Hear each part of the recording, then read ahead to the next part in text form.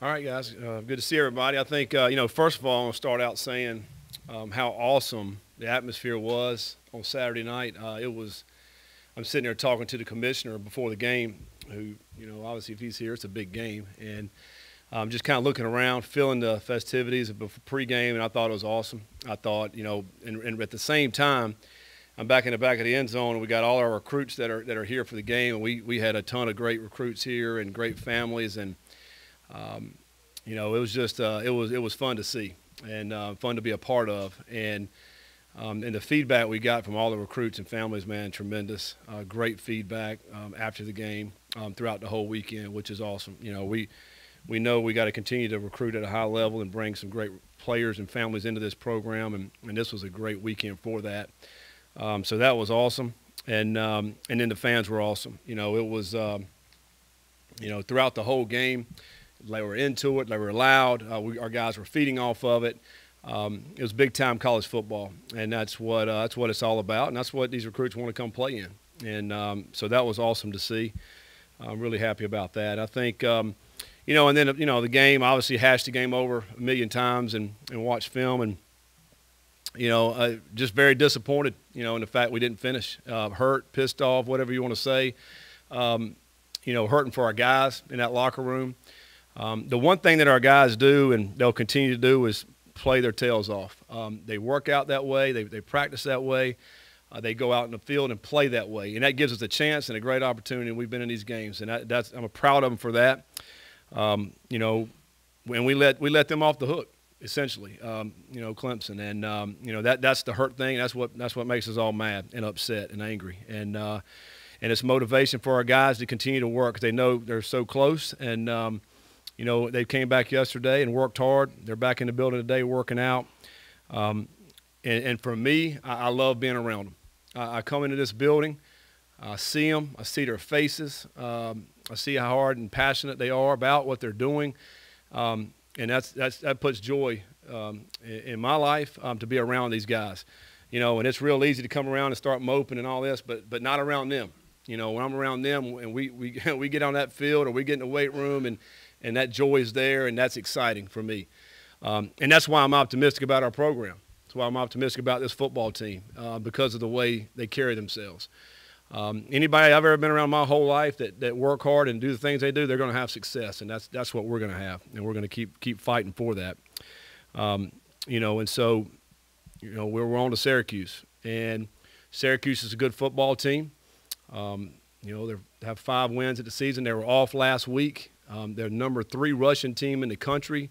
I think they're running back maybe number 2 in the country himself. He's a really, really good running back. Runs low to the ground. He's got good speed. I think about every game breaks off a 50-yard run. I'm just watching the film.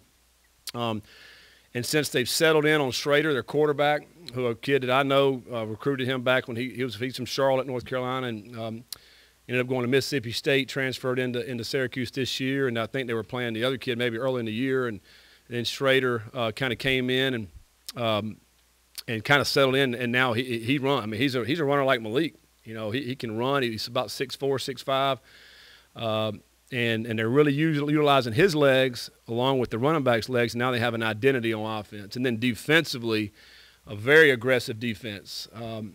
I'm not sure if they're number 1 in sacks in the ACC. I mean, I think they are. Yeah, I mean they're very aggressive.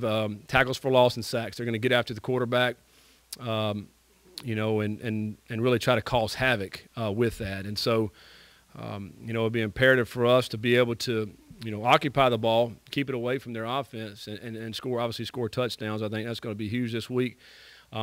They, like us, have been in a lot of games. They've lost 3 games by 3 points, I think. Clemson, Florida State, Wake Forest. The Wake Forest game was in overtime. And they've won their last 2. And, so they're sitting, pretty high right now after winning the last 2 games and then had a bye week. So we know we'll get their best shot when they're coming in here, but we're looking forward to it. Our goal as a team right now, obviously, to go take care of this game, to be 1-0 this week. And, and then, we've got 2 more games after that. So, but we're excited about this opportunity, about hosting Syracuse, and looking forward to it. Scott, an update on Malik. How is he both physically and mentally? Yeah. Because it looked like he took Saturday's loss pretty hard. Yeah, he took it hard. I mean, we all did. But he's doing good. He's in a much better place now. I think, I think his injury, I think he's going to be fine. We'll see. Sunday he was out on the field, didn't do a whole lot on Sunday. And, pretty optimistic about him getting back out for tomorrow and Wednesday's practice. Mm-hmm.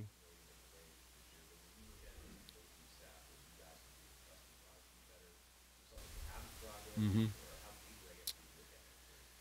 Well, yeah, I mean it's obviously been a sore subject really in the fourth quarter. We've played well the first three quarters. You go back and look at it, really well. And it's given us a chance and an opportunity in the fourth quarter. We've just not finished games. We've not done the things we need to do, and offensively or defensively for that matter. And we know that you got to come down. You got to finish that. It's focus. It's adjustments. It's getting the ball in the hands of the playmakers offensively. And then it's doing the right things defensively, obviously. And it's probably everything, but it starts with me. Making the right calls. And decisions that need to be made in the fourth quarter. Again, this past fourth quarter. I mean, and they're all different. I mean, there's different scenarios and different games, and we've been behind, we've been up, there's all kind of things that have happened. But this past game, we went in a lull and couldn't get anything going. And at the end of the third and in the beginning of the fourth, and then, we got the ball back, down 6 with a chance. And our guys did a great job to get down there. Now you just got to punch it in. Like I told our guys, if we punch it in and you score and you get the extra point, you win the game. I mean, and you played the same way, there'd be a lot more joy and excitement. But because we played pretty freaking good, we just didn't finish it there. So we just got to find a way. And our guys are to the point. It's like, not talking about it. We got to go do it. We just got to go prove it and do it. And that's kind of where we are. So we'll continue to work at it and see what we can do to better. You walked on like a handful of plays onto the field. Why did you feel like you had to do that? And then also, is it time to put a radio in the helmet in college football quarterback? Well, I think I mentioned this last Monday about having to do some things different offensively. Venables and Clemson over the years, they do a great job of getting signals, whatever how they do it, they get signals, and then also when you line down your offense, they do a great job of figuring out, okay, they're in 3-by-1 with a tight end. Here's what they like to do, and then he makes his call. So it gives him a lot more easier time to make his calls, and he gets their cleat dug in. And to me, they're a much better defense that way. And so we wanted to, huddle. I mean, if you notice, we huddled, a lot in the game and tried to limit our signals from the sideline. So there was times where I just went on the field and tell Malik to play, and he goes into the huddle and tell him.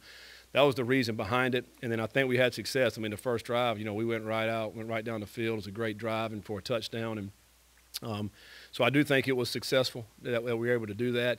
And we did that just because of what they did. And I think having done it that game, and I thought our kids did a great job. That's the first time I've ever done it. And these guys, we 1 week to prepare for that. And our players did a great job, our coaches and everybody. Because you think about with our players, they're used to just getting that signal and then going and lining down. And now they have to have verbal cues in a huddle where they're not used to doing that. They're used to just getting a signal and then going lining down. So that was difficult, and I was a little worried about penalties and such. And I think we may have gotten 1 or 2 with it, but man, they did an awesome job with that. And I think it gave us a great chance. And, again, 400 yards, 24 points on a really good defense, and I think it worked. Coach Ken Taylor from Waves TV, what are your thoughts on the last series, the goal-to-go situation, after you go back and look at the film? Kind of looked like Jalen might have gotten in maybe 1 block away from that play work, and some of the others. What kind of stood out to you? Yeah, I couldn't even sleep again last night thinking about those plays. It was we first play, we were thinking, okay, we think they were going to pack it all in. Let's go outside. And we ran the outside zone. It was very close to getting in. It was probably, get just inside the 2-yard line there. The next 3 plays, were pass plays. And I know we didn't throw it, but they were pass plays. And, Clemson did a pretty good job of defending those plays. And, some leaks ended up running around a little bit. But, the whole deal was, and we had I think it was a minute and 21 or a minute and 23 when we got the ball. and we didn't have any timeouts. And so a little bit nervous about running. You know, we felt the first play we're going to be fine. We'll run that, and then we'll jump into the next play really quick, which we did. And then Dabo calls a timeout, really to stop the clock, which was actually good. So now we could actually regroup a little bit and figure out what we need to do for that third down. And then we called another pass play. Malik ended up, coming off the left side. Basically, it's for him on the edge. He can run pass option there. Ended up running it. And then now the clock's ticking down, and, of course, you run the next play. You got to get it fast, which was a sprint out play, thinking pressure's coming, and we'll get outside of all that pressure. And we got two receivers in the flat and in the back of the end zone, and let Malik just buy time and maybe try to send it in the end zone. That was the thought. It didn't work out that way, but pretty good defense by Clemson on that play as well. So, I think. With the time, no timeouts and the time coming down, I think it had something to do with the plays that we did call within that scenario. Scott, going back to recent fourth quarter struggles, how much of a mental hurdle has that created both with players and coaches alike, and what are you guys doing in attempts to try and tear that hurdle down? Yeah. Well, I think during the game we don't think about it as, okay, here comes the fourth quarter. Oh, we haven't done well. I don't think we think that way. Our guys and our coaches and our players are just thinking, hey, what is this scenario right now? And offense is on the field. It's your job to get first downs and score touchdowns, and then defense is your job to stop them. I don't think we say, okay, now it's the fourth, let's get scared or whatever. I don't think it happens that way. But I do think that we have been talking about it. What can we do? And I think, again, our players are like, listen, we know what we got to do. We just got to go out there and do it. And it's the fourth quarter. Let's go finish the game. And it's not about the talk now. We got to have action. And so throughout the course of practice, we've tried to put them in some scenarios to, simulate that. It's hard to simulate it, until you really get into it. And really it's just focus, attention to detail, doing your job, doing the little things. The same things that they've done the first three quarters of these games, we got to carry it on to the last one. Recognizing that Lamar Jackson was a generational talent, I'm wondering if you could reflect a little on his long-term impact on a program that does not seem evident from recruiting rankings or win-loss record. Mm-hmm. Yeah, well, I think he is a generational player, but even him coming out of high school, I don't know how highly ranked of a recruit he was. Okay, so yeah, he's he wasn't that highly ranked, and he's arguably one of the best to ever play, and so I think, sometimes the rankings get wrong, whatever how you want to say that, I think, as a three-star player, I think there's a ton of three-star players playing right now in the NFL making a lot of money, and there's also five-star, it's four-star, those kind of guys. But I think it comes down to, in my opinion, you got to have talent, but it comes down to more what's right here, and what's in the heart. With these players, and he's got as much heart as anybody going, and I think that's why he's obviously had talent. He's got size, he can run, he's got an arm, but he's got that something inside of him that makes it all go. And sometimes it's hard to measure that. It's hard to measure what's inside somebody, and but he's certainly a guy that will have, it'll be forever impact in this program. Of a guy that came through here and was able to do what he did. And have that kind of impact on not only college football, but now what he's doing in the NFL is incredible. So he's going to be talked about forever, and we'll always talk about him to recruits and what he was able to do. And hey, and it doesn't matter what position you play, because these guys all relate to him. They don't care if they played a DB or receiver or whatever. They think they're Lamar Jackson, and for the fact that he was here, which is tremendous. And so. So yeah, we'll always use him and use him and his name and appreciate him for who he is, though, just the way he approaches the game. And I love the fact of how he always talks about everybody else but himself, and I think that's huge. See how that resonates with recruits and guys who are growing up as he's an NFL star. Yeah, I think so. I think because they see themselves, they can do what they think they can do what he did, and they think that, hey, man, I can come up through the ranks just like he did. Doesn't matter my position, and hopefully one day come play here and then go play in the NFL and be a great football player. It's lofty, it's dreamy, but it's certainly in their eyes it's obtainable, and I think which is awesome. Scott, you were talking about the recruiting weekend. What was some of the feedback maybe that you guys have received early on? And how difficult is it to pull off a weekend like that when you've got such a big game? And I know to those guys, probably winning doesn't matter, but you're trying to win a game and you're trying to host all those guys. It's extremely difficult. You got to have a lot of staff.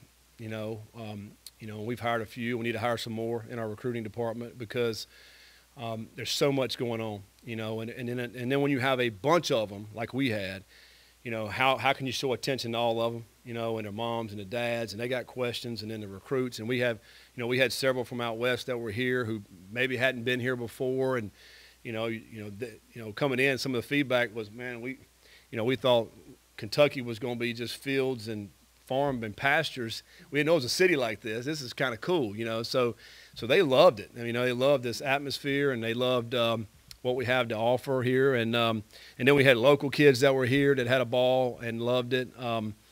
I think, all those things, but it takes a lot of manpower. There's a lot of moving parts because we had official visitors here. We had unofficial visitors that showed up on Friday. We had some more showed up on Saturday.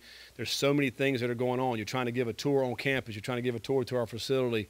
You're trying to make sure that the guys on OV and their family are taken care of, And meanwhile, we're trying to get ready for a game.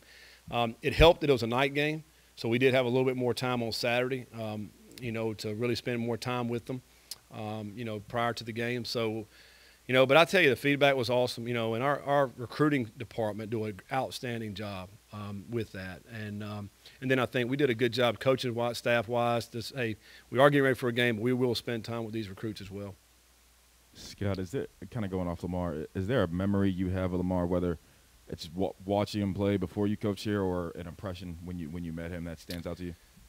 Well, I obviously remember watching him play. I loved watching him play because what he did offensively, is kind of what our offense was at the time, kind of what we were doing, some of the very similar things within what we're doing now with Malik, So, and he just did it at an incredible level. And so I loved that. And then I was kind of, when I first met him, I was kind of in awe. I was like, oh, man, that's Lamar, kind of starstruck, really. And I had no idea he was that tall. I thought he was going to be around a 6-foot kind of quarterback, man, but I don't know how tall he is, 6'2" or 3 or whatever. He is tall because I couldn't believe a guy could run like that at that size, that height, that had that height, because he runs like a little guy, and to be able to see him, I was like, oh, wow. And then how humble he was, on the field that day at practice when he came out. I'm just extremely humble and just want to hang out with the guys. And, he just wanted to be one of the guys when he was one of, he's arguably the best player in sport and football. So yeah, that's kind of how I feel about him. Scott, when you watch these guys play, you're thinking about the catch that Justin Marshall had and Tyler Harrell and so many guys stepping up. Is it, I guess, in a way easier to kind of stay optimistic about, you talked about you believe these guys are going to get over that hump because you're watching throughout the game these guys kind of step up? And I love the way they compete, they're just going to keep getting better the way they work. Anybody that works like our guys, you're going to get better. You're going to keep getting better. And then, as you keep playing, you're getting more and more experience, and you understand what we need to do. A guy like Tyler Harrell, like on a couple, let's see, on two of those runs, the 2 touchdown runs Malik had, Tyler Harrell's the main blocker out there. Did a tremendous job blocking, and him and Marshawn Ford both on both of those runs. Great run by Malik, but 2 great blocks that sprung him. And then Tyler, Tyler's a guy, every time he catches, I'm thinking he's getting ready to score. He's that kind of player, we got to give him the ball more. He's earned that right to play more and get the ball more because he caught that dig, and I'm thinking, okay, he's going to go. We got a penalty on that play. We ended up bringing some of it back. But and then a tremendous throw and catch down the sideline, and then the 4th down you mentioned about Justin Marshall. The ball went right over one of their defenders' hands, right into his hand. He gets a foot down. It's a tremendous play. And Marshall's been playing a lot better, man, the last few weeks. And, so, yeah, we got a lot of good players, and I love being around them. And they're going to keep getting better, and we're going to win these games. That's the bottom line. And we got to have that thought process, and our guys do. And so, again, yeah, I'm excited about them.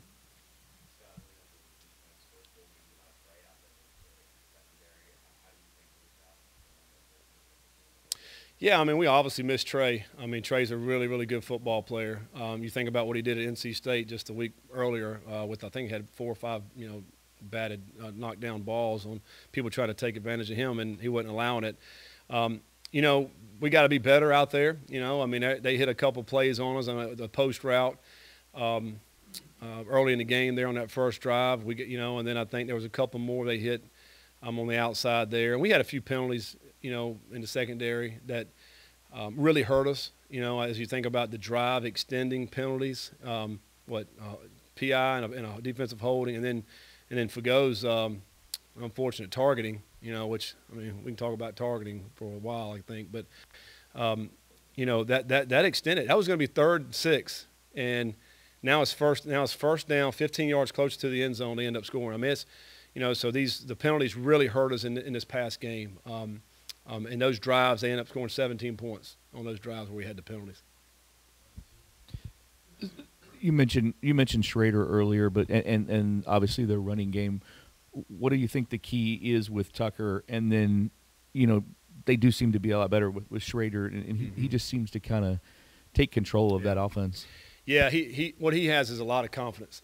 He plays with that confidence, and just knowing him, I know he's a confident player. And he's got a lot of ability, because he's different than Malik because he's 6'5". He's a strong runner. He'll run you over. He'll try to run you over, but he also, once he gets out, he can go with those long strides. And so I think the thing that they've done now, they got an identity. They feel good about either him running or handing it to that running back. And what he does a great job. He's got great vision. He's always got a good forward lean.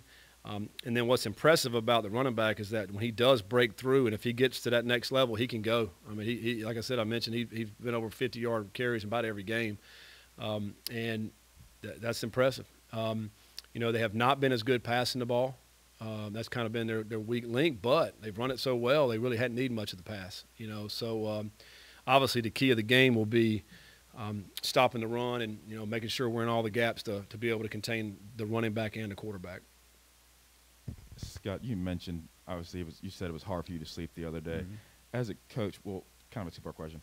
Have you ever been through something like this where it's been 3 games by 10 points combined, just like close loss after close loss? And as a coach, how do you go about changing either the drastic changes or slight changes you make during the week leading up to games? Well, I've been in seasons where we've had a lot of close games. We've won a lot of them. I can't really call we're losing like the games we've lost. I feel like we've mainly been on the upper end of those throughout my career, and and we talked about it all the time. It's such a fine line from winning and losing. I mean, it's I go my senior year. I know it was a long time ago. We were 11-0 in the regular season, but every game was one possession. We just won them in the end in the fourth quarter, and because it's hard to win college football games. You can ask any coach in the country. It's hard to win. Even the ones that are winning a lot, it's hard to win. And you have to fight for every single one of these wins. These teams you're playing, they got scholarships too, and they got good coaches, and nobody's just going to lay down for you. You got to go take it. You got to go make the plays when they're there to be made. And when you don't, it will cost you. And but another example, we had an interception right before the half. Chandler hits him right in the chest. We don't catch it. They score a touchdown. You have to be able to make the plays when they're there to be made, and that's all of our guys. And then us as coaches, we have to do the best job we can possibly do to put our players in position to make those plays. That's our job. And so, you talk about any adjustments. I mean, that's what we have to do as coaches to find out, all right, who needs to be in the game and what do we need to be doing with the guys that are in the game. That's our job as coaches, to set our guys up for success. So hopefully that we make those adjustments, the right adjustments as coaches, and our kids make the plays. All right? Thanks, guys.